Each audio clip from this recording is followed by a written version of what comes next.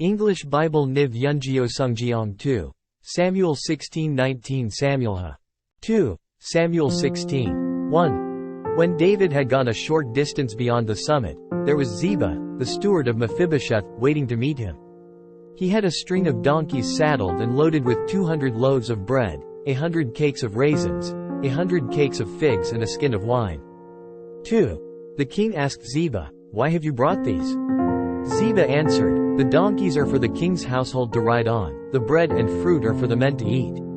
And the wine is to refresh those who become exhausted in the desert." 3. The king then asked, "Where is your master's grandson?" Ziba said to him, "He is staying in Jerusalem, because he thinks, 'Today the house of Israel will give me back my grandfather's kingdom.'" 4. Then the king said to Ziba, "All that belonged to Mephibosheth is now yours." "I humbly bow," Ziba said. "May I find favor in your eyes, my lord the king." 5. As King David approached Bahurim, a man from the same clan as Saul's family came out from there. His name was Shimei son of Jerah, and he cursed as he came out. 6. He pelted David and all the king's officials with stones, though all the troops and the special guard were on David's right and left. 7. As he cursed, Shimei said, get out, you man of blood, you scoundrel." 8. The Lord has repaid you for all the blood you shed in the household of Saul, in whose place you have reigned. The Lord has handed the kingdom over to your son Absalom. You have come to ruin because you are a man of blood. 9. Then Abishai son of Zeruiah said to the king, "Why should this dead dog curse my lord the king? Let me go over and cut off his head." 10. But the king said, "What do you and I have in common, you sons of Zeruiah? If he is cursing, because the Lord said to him, 'Curse David,' who can ask, 'Why do you do this?'" 11. David then said to Abishai and all his officials, "My son, who is of my own flesh, is trying to take my life. How much more, then, this Benjamite? Leave him alone, let him curse, for the Lord has told him to." 12. It may be that the Lord will see my distress and repay me with good for the cursing I am receiving today. 13. So David and his men continued along the road while Shimei was going along the hillside opposite him, cursing as he went and throwing stones at him and showering him with dirt. 14. The king and all the people with him arrived at their destination exhausted, and there he refreshed himself. 15. Meanwhile, Absalom and all the men of Israel came to Jerusalem, and Ahithophel was with him. 16. Then Hushai the Archite, David's friend, went to Absalom and said to him, "Long live the king! Long live the king!" 17. Absalom asked Hushai, "Is this the love you show your friend? Why didn't you go with your friend?" 18. Hushai said to Absalom, "No, the one chosen by the Lord, by these people, and by all the men of Israel, his I will be, and I will remain with him." 19. Furthermore, whom should I serve? Should I not serve the son? Just as I served your father, so I will serve you. 20. Absalom said to Ahithophel, "Give us your advice. What should we do?" 21. Ahithophel answered, "Lie with your father's concubines whom he left to take care of the palace. Then all Israel will hear that you have made yourself a stench in your father's nostrils, and the hands of everyone with you will be strengthened." 22. So they pitched a tent for Absalom on the roof, and he lay with his father's concubines in the sight of all Israel. 23. Now in those days the advice Ahithophel gave was like that of one who inquires of God. That was how both David and Absalom regarded all of Ahithophel's advice. 2 Samuel 17. 1. Ahithophel said to Absalom, "I would choose 12,000 men and set out tonight in pursuit of David.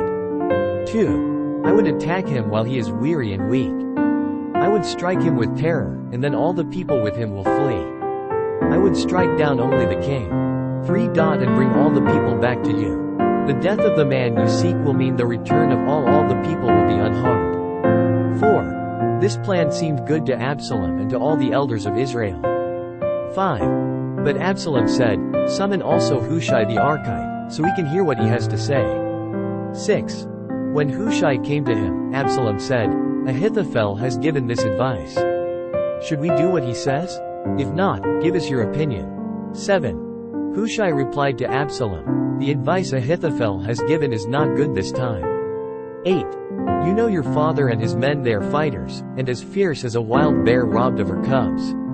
Besides, your father is an experienced fighter, he will not spend the night with the troops. 9. Even now, he is hidden in a cave or some other place. If he should attack your troops first, whoever hears about it will say, there has been a slaughter among the troops who follow Absalom. 10. Then even the bravest soldier, whose heart is like the heart of a lion, will melt with fear, for all Israel knows that your father is a fighter and that those with him are brave. 11. So I advise you, let all Israel, from Dan to Beersheba, as numerous as the sand on the seashore, be gathered to you, with you yourself leading them into battle. 12. Then we will attack him wherever he may be found, and we will fall on him as dew settles on the ground. Neither he nor any of his men will be left alive. 13. If he withdraws into a city, then all Israel will bring ropes to that city.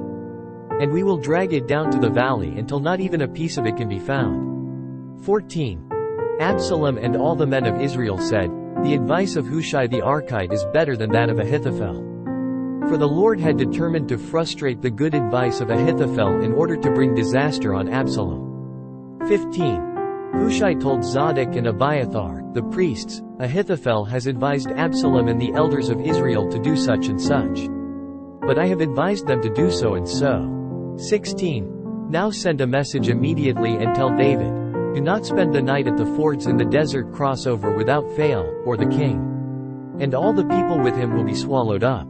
17. Jonathan and Ahimaaz were staying at En-Rogel. A servant girl was to go and inform them, and they were to go and tell King David, for they could not risk being seen entering the city. 18. But a young man saw them and told Absalom. So the two of them left quickly and went to the house of a man in Bahurim. He had a well in his courtyard, and they climbed down into it. 19. His wife took a covering and spread it out over the opening of the well and scattered grain over it. No one knew anything about it. 20. When Absalom's men came to the woman at the house, they asked, where are Ahimaaz and Jonathan?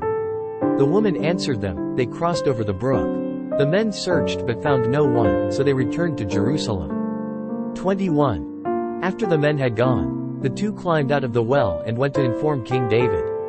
They said to him, set out and cross the river at once, Ahithophel has advised such and such against you. 22. So David and all the people with him set out and crossed the Jordan. By daybreak, no one was left who had not crossed the Jordan. 23. When Ahithophel saw that his advice had not been followed, he saddled his donkey and set out for his house in his hometown. He put his house in order and then hanged himself. So he died and was buried in his father's tomb. 24. David went to Mahanaim, and Absalom crossed the Jordan with all the men of Israel. 25. Absalom had appointed Amasa over the army in place of Joab. Amasa was the son of a man named Jether, an Israelite who had married Abigail, the daughter of Nahash and sister of Zeruiah the mother of Joab. 26. The Israelites and Absalom camped in the land of Gilead. 27. When David came to Mahanaim, Shobi son of Nahash from Rabbah of the Ammonites, and Machir son of Amiel from Lo-Debar, and Barzillai the Gileadite from Rogelim. 28. Brought bedding and bowls and articles of pottery. They also brought wheat and barley, flour and roasted grain, beans and lentils. 29. Honey and curds, sheep, and cheese from cow's milk for David and his people to eat. For they said, the people have become hungry and tired and thirsty in the desert. 2 Samuel 18. 1. David mustered the men who were with him and appointed over them commanders of thousands and commanders of hundreds. 2. David sent the troops out, a third under the command of Joab, a third under Joab's brother Abishai son of Zeruiah, and a third under Ittai the Gittite. The king told the troops, I myself will surely march out with you. 3. But the men said, you must not go out if we are forced to flee, they won't care about us. Even if half of us die, they won't care, but you are worth 10,000 of us. It would be better now for you to give us support from the city. 4. The king answered, I will do whatever seems best to you. So the king stood beside the gate while all the men marched out in units of hundreds and of thousands. 5. The king commanded Joab, Abishai and Ittai, be gentle with the young man Absalom for my sake. And all the troops heard the king giving orders concerning Absalom to each of the commanders. 6. The army marched into the field to fight Israel, and the battle took place in the forest of Ephraim. 7. There the army of Israel was defeated by David's men, and the casualties that day were great, 20,000 men. 8. The battle spread out over the whole countryside, and the forest claimed more lives that day than the sword. 9. Now Absalom happened to meet David's men. He was riding his mule, and as the mule went under the thick branches of a large oak, Absalom's head got caught in the tree. He was left hanging in midair, while the mule he was riding kept on going. 10. When one of the men saw this, he told Joab, "I just saw Absalom hanging in an oak tree." 11. Joab said to the man who had told him this, "What? You saw him? Why didn't you strike him to the ground right there? Then I would have had to give you 10 shekels of silver and a warrior's belt." 12. But the man replied, "Even if 1,000 shekels were weighed out into my hands, I would not lift my hand against the king's son. In our hearing the king commanded you and Abishai and Ittai, protect the young man Absalom for my sake." 13. And if I had put my life in jeopardy, and nothing is hidden from the king, you would have kept your distance from me. 14. Joab said, "I'm not going to wait like this for you." So he took 3 javelins in his hand and plunged them into Absalom's heart while Absalom was still alive in the oak tree. 15. And 10 of Joab's armor-bearers surrounded Absalom, struck him and killed him. 16. Then Joab sounded the trumpet, and the troops stopped pursuing Israel, for Joab halted them. 17. They took Absalom, threw him into a big pit in the forest and piled up a large heap of rocks over him. Meanwhile, all the Israelites fled to their homes. 18. During his lifetime Absalom had taken a pillar and erected it in the king's valley as a monument to himself. For he thought, "I have no son to carry on the memory of my name." He named the pillar after himself, and it is called Absalom's monument to this day. 19. Now Ahimaaz son of Zadok said, "Let me run and take the news to the king that the Lord has delivered him from the hand of his enemies." 20. "You are not the one to take the news today," Joab told him. "You may take the news another time, but you must not do so today, because the king's son is dead." 21. Then Joab said to a Cushite, "Go, tell the king what you have seen." The Cushite bowed down before Joab and ran off. 22. Ahimaaz son of Zadok again said to Joab, "Come what may, please let me run behind the Cushite."